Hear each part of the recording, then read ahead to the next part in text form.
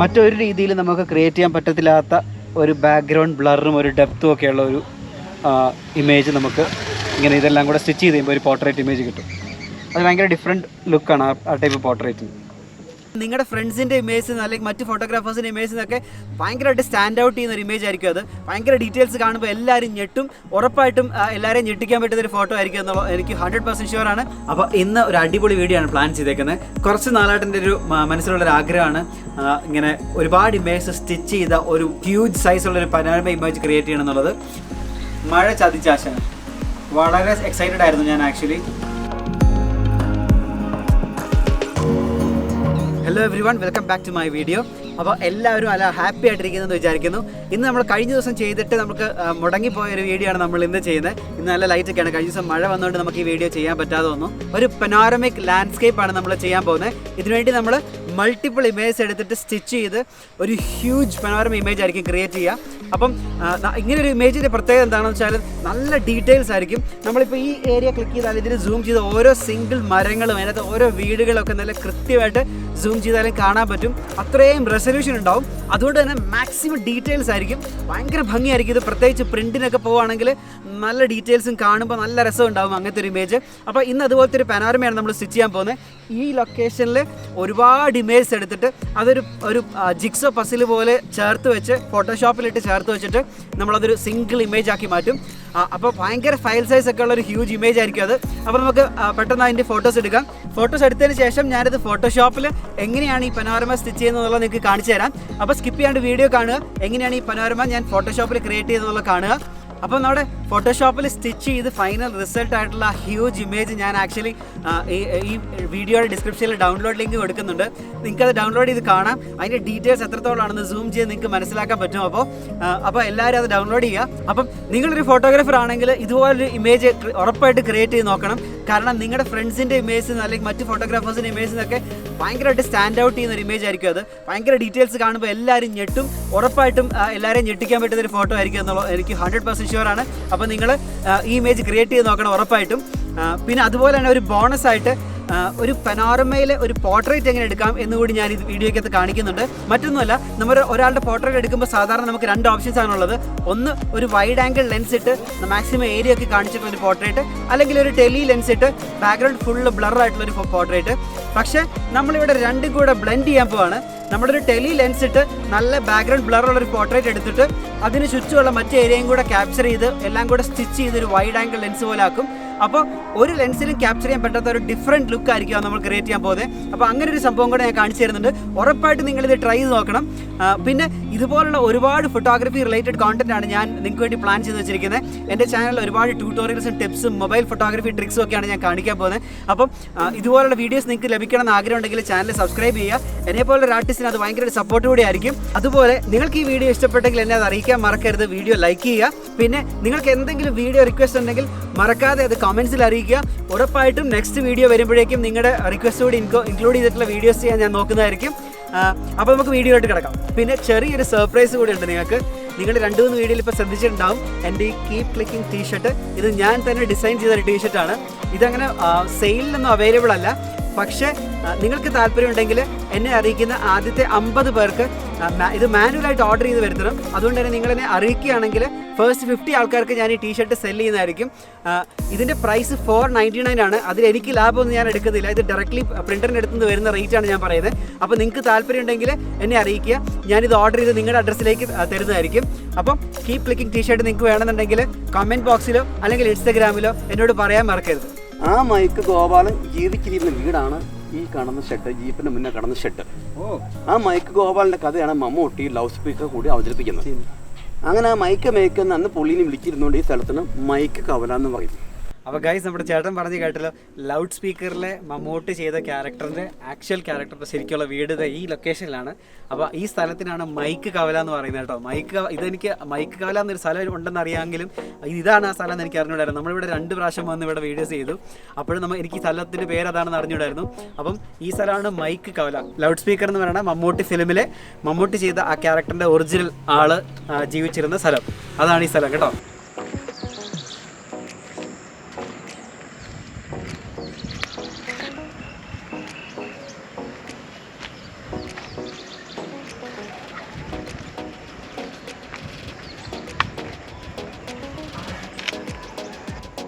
Hi everyone. അപ്പോൾ നമ്മുടെ panorama stitch ചെയ്യാൻ വേണ്ടിയുള്ള പിക്ചേഴ്സ് ഞാൻ എടുത്തുകൊണ്ടിരിക്കുകയാണ്. ഇപ്പോൾ നിങ്ങൾ നോക്കിയാൽ കാണാൻ പറ്റും നല്ലൊരു ഇൻട്രസ്റ്റിംഗ് ലൈറ്റാണ്. എപ്പോഴും പനോരമ ഫോട്ടോഗ്രാഫിക്ക് വേണ്ടത് ഒരു ഇൻട്രസ്റ്റിംഗ് ലൈറ്റാണ്. നല്ല ടൈം ഓഫ് ദി ഡേയിലായിരിക്കണം നിങ്ങൾ ഷൂട്ട് ചെയ്യുന്നത്. ഐദർ ഒരു മോർണിംഗ് ടൈമിലോ അല്ലെങ്കിൽ ഈവനിങ് ടൈമിലോ ഒക്കെ ആയിരിക്കണം ഷൂട്ട് ചെയ്യണം. കാരണം അപ്പോൾ നമുക്ക് നല്ല സൈഡിൽ നിന്നുള്ള ലൈറ്റ് കിട്ടും.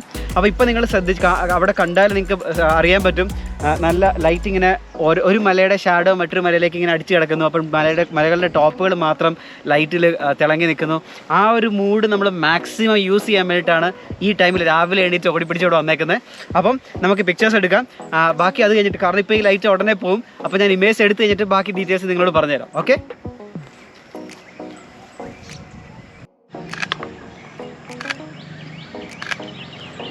ഷട്ടപ്പട്ടേ ക്ലിക്ക് ചെയ്യുക.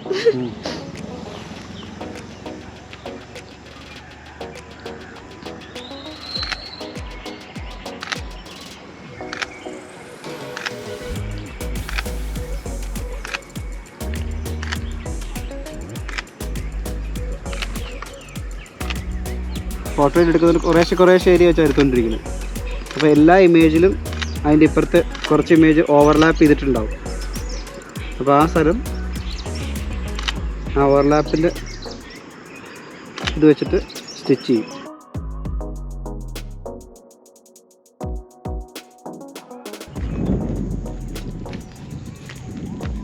നമ്മളപ്പോൾ ഇപ്പോഴത്തെ സ്പോട്ടിന് നേരെ ഓപ്പോസിറ്റ് സൈഡിൽ വേറൊരു സംഭവം കൂടെ കിട്ടുമെന്ന് ട്രൈ ചെയ്യാൻ പോവാണ്. അപ്പോൾ ബേസിക്കലി നിങ്ങൾക്ക് ഇതുവരെ ഈ ഫോട്ടോ എന്താണെന്ന് മനസ്സിലായിട്ടില്ലെങ്കിൽ സത്യം പറഞ്ഞാൽ ഇതൊരു ജിക്സോ പസിൽ പോലെയാണെന്ന് വിചാരിച്ചാൽ മതി. നമ്മളൊരു പസിൽ എങ്ങനെയാണ് ക്രിയേറ്റ് ചെയ്യണം, കുറേ പീസസ് ഉണ്ടാവും. ആ പീസ് എല്ലാം കൂടെ ഒരുമിച്ച് അടുക്കി വെച്ചിട്ടായിരിക്കില്ല കൃത്യം ഒരു പീസ് ഒരു സ്ഥലത്തെ ഫിക്സ് ആവുള്ളൂ. അതുപോലത്തെ പീസുകളെല്ലാം കൂടെ നമ്മൾ അടുപ്പിച്ച് വെച്ചിട്ടാണ് നമ്മളൊരു പസിൽ ഫിനിഷ് ചെയ്യണം അല്ലേ. അപ്പം ഇവിടെ സംഭവിക്കുന്നതും സെയിം ഐഡിയ ആണ്.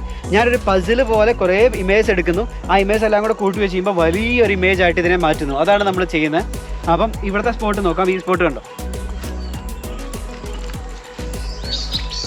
യൂഷ്വലി നമ്മളൊരു ലാൻഡ്സ്കേപ്പ് എടുക്കുമ്പോൾ ഇത് തിയററ്റിക്കലി ഇങ്ങനെ ഉണ്ടെന്നൊന്നും പറയാൻ പറ്റില്ല. പക്ഷേ യൂഷ്വലി ലാൻഡ്സ്കേപ്പ് എടുക്കുമ്പോൾ നമുക്ക് ഒരു ലാൻഡ്സ്കേപ്പിൽ ഒരു ഹീറോനെ ഞാൻ എപ്പോഴും ചൂസ് ചെയ്യാൻ ട്രൈ ചെയ്യും. അപ്പം ഇവിടെ ഈ ലാൻഡ്സ്കേപ്പിൽ ഹീറോ എന്ന് പറയുന്നത് എനിക്ക് ആ മൊബൈൽ ടവറാണ്. ഒരു നല്ല ഭംഗിയുണ്ട് ആ ടവർ അവിടെ നിൽക്കാൻ. ഒരു മഞ്ഞൊക്കെ വന്ന് ആ ടവറിൽ മൂടി നിൽക്കുന്ന കാണാൻ ഒരു ഭംഗിയുണ്ട്. അപ്പോൾ ആ മൊബൈൽ ടവറാണ് നമ്മുടെ ഹീറോ ഇവിടെ. ആ ഹീറോ സെൻട്രിക് ആയിട്ട് വരുന്ന പോലെ പിന്നെ ഒരു ഫോർഗ്രൗണ്ട് എലമെൻറ്റും അതിൻ്റെ ബാക്ക്ഗ്രൗണ്ട് എന്ത് വേണമെന്നൊക്കെയാണ് നമ്മളൊരു ഫ്രെയിമിങ്ങിന് വേണ്ടി ആലോചിക്കുക. അപ്പോൾ എപ്പോഴും നിങ്ങളുടെ ഫ്രെയിമിങ്ങിനും കോമ്പോസിഷനും വേണ്ടി ഒരു അല്പം ടൈം നിങ്ങൾ തിങ്ക് ചെയ്യണം. അപ്പോഴാണ് നമുക്ക് അല്പം ബെറ്റർ ആയിട്ടുള്ള ഇമേജസ്. വേറെ റാൻഡം ആയിട്ട് ഒരാൾ വന്നിട്ട് ഇവിടെ നിന്ന് ക്ലിക്ക് ചെയ്ത് പോകുന്ന സെയിം ഇമേജ് ആവരുതല്ലോ നമ്മളിവിടെ ഇത്രയും കഷ്ടപ്പെട്ട് വന്ന് ഇമേജ് എടുക്കുമ്പോൾ. അപ്പോൾ എപ്പോഴും നിങ്ങളൊരു സ്ഥലത്ത് ചെല്ലുമ്പോൾ നിങ്ങളുടെ അവിടുത്തെ ഹീറോ ഏതാണെന്നും അതുപോലെ തന്നെ ഫോർഗ്രൗണ്ട് എലമെൻറ്റ് എന്ത് ആഡ് ചെയ്യാൻ പറ്റും എന്നൊക്കെ ആലോചിച്ച് നോക്കുക. അപ്പോൾ ഇപ്പോൾ പെട്ടെന്ന് ഇവിടെ വരുമ്പോൾ എനിക്ക് തോന്നുന്ന ഐഡിയ അനുസരിച്ച് ഞാൻ പറഞ്ഞ പോലെ ആ ടവറാണ് നമ്മുടെ ഹീറോ. അതിനുശേഷം ഇവിടെ ഈ മരങ്ങൾ നിൽക്കുന്ന കുറച്ച് ഫോർഗ്രൗണ്ട് എലമെൻറ്റ് ഇങ്ങനെ ഒരു ലീഡിങ് പോലെ എനിക്ക് തോന്നുന്നുണ്ട്. അപ്പം അതിനെ ഇൻക്ലൂഡ് ചെയ്തിട്ട് ഒരു ഷോട്ടാണ് ഞാനിവിടെ ട്രൈ ചെയ്യാൻ പോകുന്നത്. ഓക്കെ.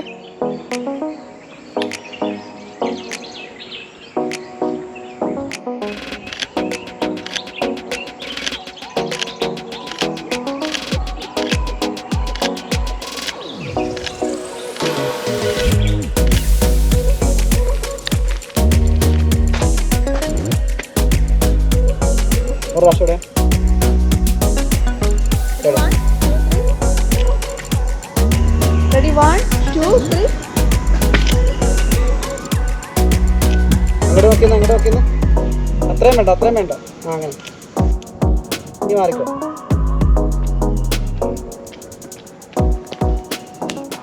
ആദ്യം സബ്ജക്റ്റിനെ ക്യാപ്ചർ ചെയ്തു, എന്നിട്ട് അതേ പൊസിഷനിൽ ഫോക്കസ് വെച്ചുകൊണ്ട് തന്നെ മാനുവൽ ഫോക്കസിലേക്ക് മാറ്റി. കാരണം വെച്ചാൽ പിന്നീട് നമുക്കിപ്പോൾ ഫോക്കസ് മാറിപ്പോയിരിക്കുന്നുണ്ട്. അങ്ങനെ മാനുവൽ ഫോക്കസിലേക്ക് മാറ്റിയിട്ട് നേരത്തെ നമ്മൾ പനോരമ സ്റ്റിച്ച് ചെയ്തപ്പോൾ എടുത്ത പോലെ തന്നെ ചുറ്റിലുള്ള ബാക്കി നമ്മുടെ പസിലിൻ്റെ ബാക്കി പീസസ് നമ്മൾ എടുക്കുകയാണ്. അപ്പോൾ എന്താ സംഭവിക്കുന്നത് വെച്ചാൽ ആ ആളവിടെ നിന്നപ്പോൾ ഉള്ള ഫോക്കസാണ് നമുക്ക് ബാക്കിൽ കിടക്കുന്നത് അല്ലേ.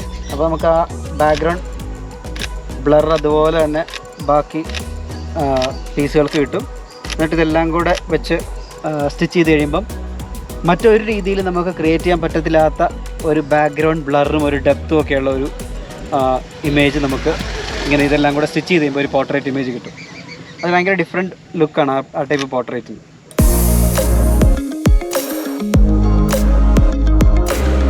അവിടെ നടക്കും.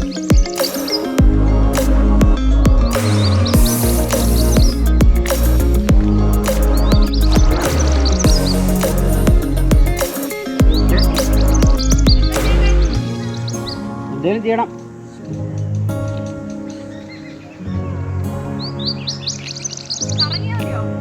ആ മതി, ആ വണ്ടി പൊക്കട്ടെ.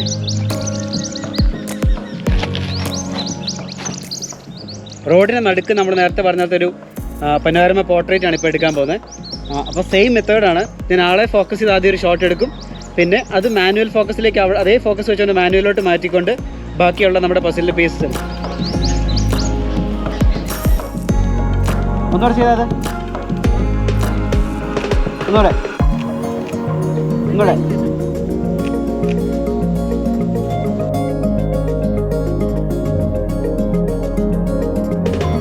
നമ്മുടെ സാധാരണ ഒരു ഇമേജ് നമ്മുടെ ഫോണിലൊക്കെ എടുത്താലും ഒരു 14-15 MB ഒക്കെയാണ് സൈസ് വരുന്നത്. അല്ലെങ്കിൽ ഒരു ക്യാമറയിൽ എടുക്കുന്ന റോ ഇമേജ് ആണെങ്കിൽ കൂടി ഒരു മാക്സിമം പോയി ഒരു 30 MB ഒക്കെ ആയിരിക്കും സാധാരണ സൈസ് വരാറ്. ഇത് പക്ഷേ 1.76 GB സൈസ് വരുന്ന ഒരു ഇമേജ് ആണ്. അപ്പോൾ തന്നെ നിങ്ങൾക്ക് ഊഹിക്കാൻ പറ്റും ഇതിനുള്ളിൽ എന്തോരം ഡീറ്റെയിൽസ് ഉണ്ടാവും എന്നുള്ളത്. അപ്പം ഞാൻ ആദ്യം തൊട്ട് നിങ്ങളോട് പറഞ്ഞുകൊണ്ടിരുന്ന ആ extreme details, mind blowing details ഉണ്ടെന്ന് ഞാൻ പറഞ്ഞുകൊണ്ടിരുന്ന എന്തോരം ഡീറ്റെയിൽസ് ആണെന്ന് കാണിച്ചു തരാം. ഇതാ നോക്കിക്കോളൂ ഇമേജിൽ. ഞാൻ ഈ ഇമേജ് സൂം ഇൻ ചെയ്യാൻ പോവാണ്. നമുക്ക് ഇത്രയും വൈഡ് ആയിട്ടുള്ള ഇമേജ് ആണല്ലേ, അത് ഞാൻ സൂം ഇൻ ചെയ്യാൻ പോവാണ് കേട്ടോ.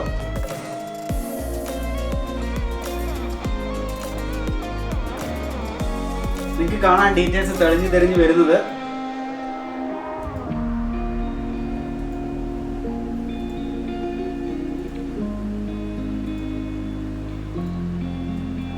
കേട്ടോ, നമ്മൾ എന്തോരം സൂം ചെയ്താലും അതിങ്ങനെ ഒരു കുഴപ്പമില്ലാത്ത രീതിയിൽ മാക്സിമം ഡീറ്റെയിൽസ് നമുക്ക് വീണ്ടും കാണാവുന്ന പോലെ തെളിഞ്ഞു വന്നുകൊണ്ടിരിക്കുകയാണ്.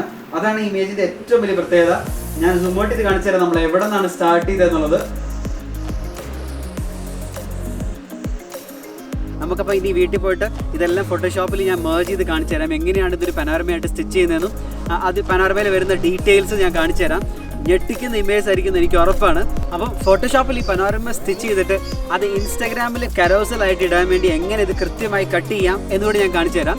അപ്പം നിങ്ങൾക്ക് വളരെ ഹെൽപ്ഫുൾ ആയിരിക്കും ഞാൻ വിചാരിക്കുന്നു. കാരണം നിങ്ങൾ ഇതുപോലത്തെ ഒരു ഇമേജ് എടുക്കുകയാണെങ്കിൽ അത് ഫോണിൽ എടുത്തൊരു പനോരമ ആണെങ്കിൽ കൂടി അത് കൃത്യമായി കട്ട് ചെയ്ത് കരോസലായിട്ട് ഇൻസ്റ്റാഗ്രാമിൽ ഇടുമ്പോൾ അടിപൊളിയായിരിക്കും. ഒരു സീംലെസ് ആയിട്ടുണ്ടാവും. അതായത് സൈഡിലേക്ക് നമ്മൾ സ്വൈപ്പ് ചെയ്യുമ്പോൾ ഒരു അതിനിടയ്ക്ക് ഒരു ലൈൻ ഒന്നും കാണാത്ത പോലെ നല്ല കൃത്യമായി കട്ട് ചെയ്താൽ നമുക്ക് ഭംഗിയായിട്ട് ഇടാൻ പറ്റും. അപ്പം നമ്മൾ ഫോട്ടോ ഇത്രയും കഷ്ടപ്പെട്ട് എടുക്കുമ്പോൾ നന്നായിട്ട് പ്രസൻറ്റ് ചെയ്യാൻ കൂടി പറ്റണം അല്ലേ. അപ്പം അതുപോലെ കൃത്യമായിട്ട് ഇതെങ്ങനെ പ്രസൻറ്റ് ചെയ്യാം എന്നുകൂടി ഞാൻ കാണിച്ചു തരാം ഇന്നത്തെ വീഡിയോയിൽ.